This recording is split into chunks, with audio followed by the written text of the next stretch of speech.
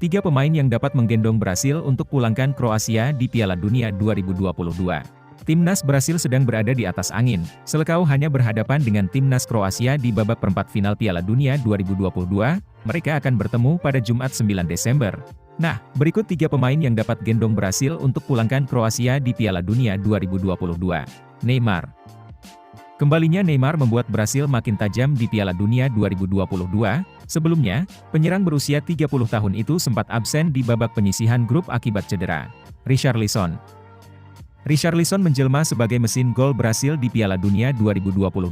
Sejauh ini ia sudah mencetak 3 gol dalam 3 pertandingan bersama Brasil. Tidak salah jika bomber Tottenham Hotspur itu mengenakan nomor punggung 9 di tim Samba.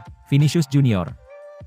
Ketika Neymar absen, Vinicius Junior berhasil menggantikan peran seniornya itu di Piala Dunia 2022. Winger Real Madrid ini tampil menawan di sisi kiri tim Samba.